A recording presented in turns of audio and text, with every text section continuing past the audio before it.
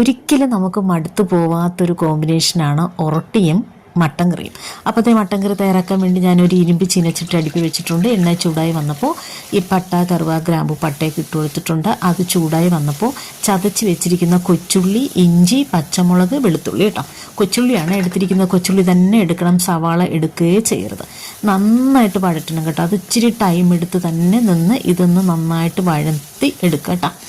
വഴന്ന് വന്നതിലേക്ക് നമ്മൾ കഴുകി വൃത്തിയാക്കി വെച്ചിരിക്കുന്ന മട്ടൻ ചേർത്ത് കൊടുത്തിട്ട് എന്നിട്ട് അതുകൂടി ഒന്ന് മിക്സ് ചെയ്തെടുക്കണം. കാരണം നമ്മൾ ഈ വഴറ്റിയ മസാലകളില്ലേ അതൊക്കെ മട്ടനിൽ നന്നായിട്ട് കിട്ടണം. അതിന് വേണ്ടിയിട്ടാണ് നന്നായിട്ടൊന്ന് വഴറ്റി കൊടുത്തതിന് ശേഷം ആവശ്യത്തിനുള്ള ഉപ്പും കൂടി ചേർത്ത് കൊടുക്കുക.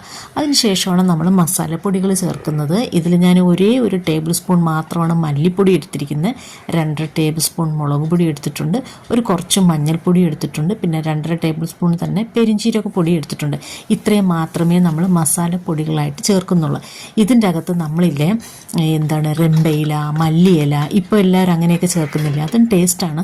പക്ഷേ നമ്മുടെ പഴയ രീതിയിൽ വെക്കുന്ന മട്ടൻ കറി എന്ന് പറഞ്ഞാൽ ഇത്രയും മാത്രമേ ചേർക്കത്തുള്ളൂ കേട്ടോ. എന്നിട്ട് മസാലപ്പൊടികളും കൂടെ ചേർത്ത് ഇതുപോലെ നന്നായിട്ടൊന്ന് ഇളക്കി അടച്ചു വെച്ചിട്ട് ഒരു 5 മിനിറ്റിന് ശേഷം ഒന്നും കൂടി തുറന്നൊന്ന് ഇളക്കി കൊടുക്കുക കേട്ടോ. അടച്ചു വെച്ചിട്ട് ഒന്നും കൂടി തുറന്ന് ഇളക്കിയതിന് ശേഷമാണ് നമ്മൾ വെള്ളം ഒഴിക്കുന്നത്. മട്ടൻ നികന്ന് നിൽക്കുന്ന രീതിക്കുള്ള വെള്ളം ഞാൻ ചൂടുവെള്ളമാണ് ഒഴിച്ചിരിക്കുന്നത് കേട്ടോ. ചൂടുവെള്ളം തന്നെ ഒഴിക്കണം. അപ്പോൾ മട്ടൻ നമ്മൾ കുക്കറിലല്ല വെക്കുന്നത്. അപ്പോൾ അതുകൊണ്ട് അത് വേകാൻ ആവശ്യത്തിനുള്ള വെള്ളം ഒഴിക്കുക. അടിപൊളി ടേസ്റ്റായിട്ടുള്ളൊരു മട്ടൻ കറിയാണ് കേട്ടോ. ഇങ്ങനെ ഈ രീതിയിൽ വെക്കുമ്പോൾ അത് അടുപ്പിൽ ഇങ്ങനെ അരമണിക്കൂറാണ് കേട്ടോ കുക്കിംഗ് ടൈം.